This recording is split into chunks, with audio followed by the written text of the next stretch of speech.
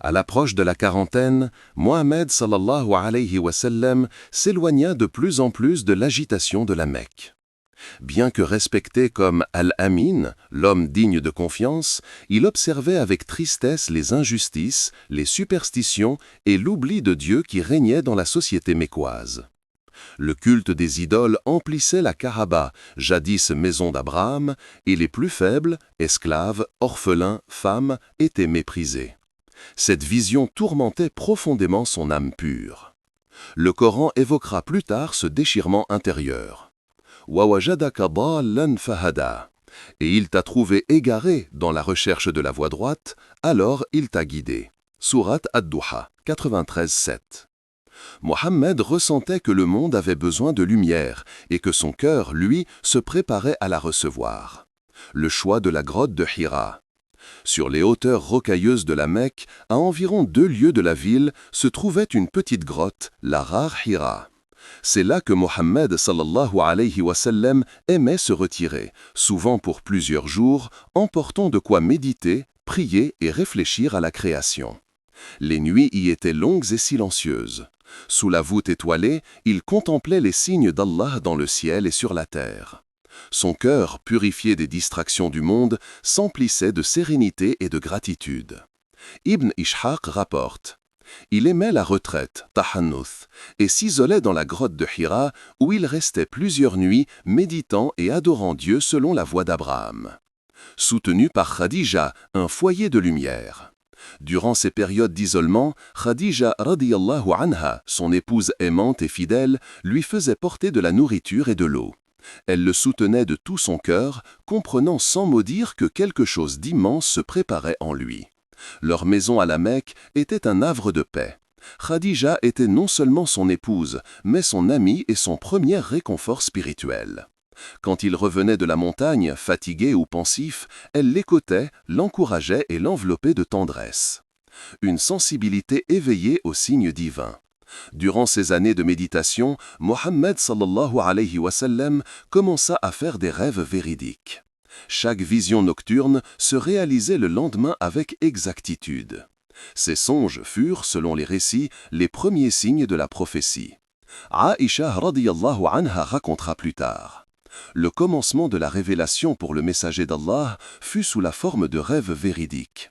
Il ne faisait pas un rêve sans qu'il ne se réalise clairement. Rapporté par Al-Bukhari, Kitab Bad al-Wahi. Ainsi, le monde de l'invisible s'ouvrait doucement devant lui, préparant son âme à la rencontre du messager céleste. Le calme avant la lumière. Chaque montée à Hira approfondissait son lien avec le Créateur. Il méditait sur le sens de la vie, sur la justice, sur la miséricorde divine. Souvent, il levait les mains vers le ciel, priant dans la pure tradition d'Ibrahim alayhi salam, sans intermédiaire, avec sincérité. C'est dans ce silence, au cœur des montagnes, que le ciel se préparait à s'ouvrir. Bientôt, dans une nuit de Ramadan, l'humanité allait entendre la première parole divine adressée à Mohammed. « Iqra' bismi rabbika alladhi khalaq » Lis au nom de ton Seigneur qui a créé. Sourate Al-Alaq, 96-1. Mais avant cette lumière, il fallait le calme, la purification et la solitude, les prémices de la révélation. Les rêves véridiques. Le Ru'ya Sadiqa.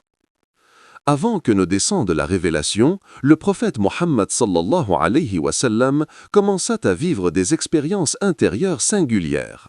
Chaque nuit, il voyait en rêve des scènes claires, lumineuses, empreintes de vérité. Et chaque matin, ce qu'il avait rêvé se réalisait exactement, sans erreur ni délai. Aïcha radiyallahu anha raconta: le commencement de la révélation pour le messager d'Allah sallallahu alayhi wa sallam fut sous la forme de rêves véridiques. Il ne faisait pas un rêve sans qu'il ne se réalise clairement comme la clarté du matin. Rapporté par Al-Bukhari, Kitab Bad al-Wahi.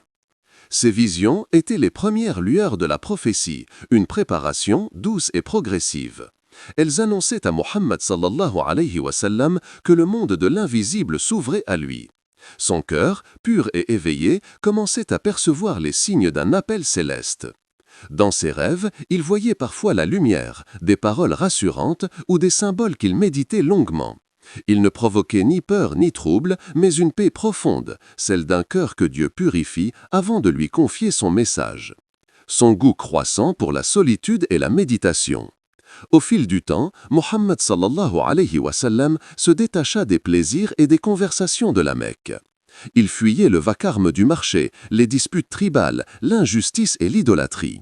Son âme ne trouvait de repos qu'en silence, loin du tumulte. Chaque jour, il méditait sur la création, le ciel, les montagnes, les étoiles. Il voyait dans tout cela les signes du Créateur unique, Allah, Seigneur des mondes. C'est dans ces moments de contemplation qu'il prononçait selon la tradition les paroles des Hanifs, ceux qui, à l'image d'Abraham, adoraient Dieu sans intermédiaire.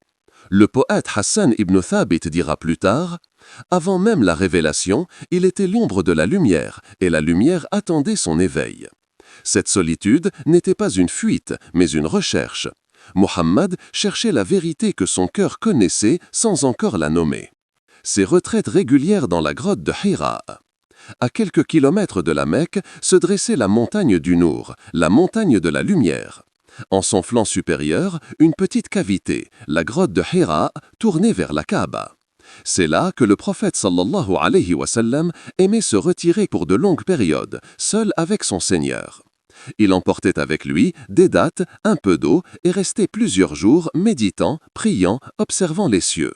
Ses lèvres murmuraient des invocations et des louanges. Il priait comme Abraham, dans la pure adoration du Dieu unique.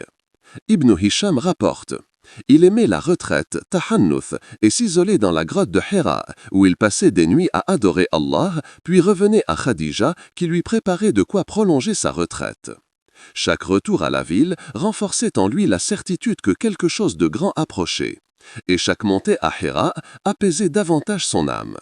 La lumière intérieure et la pureté du cœur avant la révélation. À travers les années, le prophète sallallahu alayhi wa sallam atteignit un état de pureté intérieure exceptionnel. Il ne connut ni mensonge, ni trahison, ni injustice. Son cœur, lavé de tout orgueil, était prêt à recevoir la parole divine. Les savants de la Sira affirment que cette période fut celle de la préparation spirituelle, tahdhib ar-ruh. Les anges, dit-on, le protégeaient déjà, les bénédictions entouraient chacun de ses pas. Ibn Kathir écrit « Dieu purifia son cœur, le rendit limpide comme le cristal, afin qu'il soit digne de porter la lumière de la révélation. Sa douceur envers les pauvres, sa fidélité envers Khadija, son respect des anciens, son souci des orphelins. Tout cela faisait de lui un miroir de vertu dans une société marquée par la dureté et l'orgueil. La lumière d'Allah commençait déjà à briller dans son cœur avant même que l'ange Jibril n'apparaisse. Le moment tant attendu. Muhammad sallallahu alayhi wa sallam avait atteint 40 ans. Après des années de méditation, de solitude et de purification du cœur, il se retira, comme d'habitude, dans la grotte de Hira. La nuit était profonde, le silence enveloppait les montagnes et l'air était chargé de la quiétude divine. C'est alors qu'un événement sans précédent se produisit. L'ange Jibril alayhi salam apparut devant lui avec une lumière éclatante. Le prophète sallallahu alayhi wa sallam fut frappé par une crainte intense, la première expérience d'un contact direct avec le monde céleste. Ibn Hisham rapporte « L'ange apparut et dit « Iqra » lis. Mohammed, il fut saisi d'une peur et d'un tremblement et répondit « Ana lastu qari'an » je ne sais pas lire. Ce fut le tout premier contact de la parole divine avec l'humanité, marquant le début officiel de la mission prophétique. L'ordre de lire est le début de la révélation. Jibril répéta l'instruction « Iqra bismi rabbika alladhi khalaq » lis au nom de ton Seigneur qui a créé. La répétition affirma que la mission de Muhammad sallallahu alayhi wa sallam n'était pas seulement de recevoir, mais de transmettre. Il ne s'agissait pas d'un simple miracle personnel, c'était le début de la guidance pour toute l'humanité.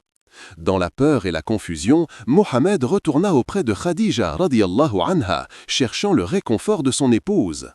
Elle l'entoura de son amour, le rassura et proclama « Allah ne t'abandonnera jamais, tu es le plus digne de confiance des hommes. » Cette première nuit symbolisa la fusion du courage et de la foi nécessaires pour affronter les défis à venir. Les premières paroles de la révélation. Les versets révélés ce soir-là furent Iqra bismi rabbika alladhi khalaq. Lis au nom de ton Seigneur qui a créé. Khalaqa al-insana min alaq. Il a créé l'homme d'une adhérence. Iqra wa rabbuka al-akram. Lis, et ton Seigneur est le très généreux. Alladhi allama bil qalam. Celui qui a enseigné par la plume.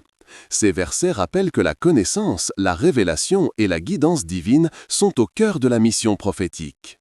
L'impact sur le prophète sallallahu alayhi wa sallam.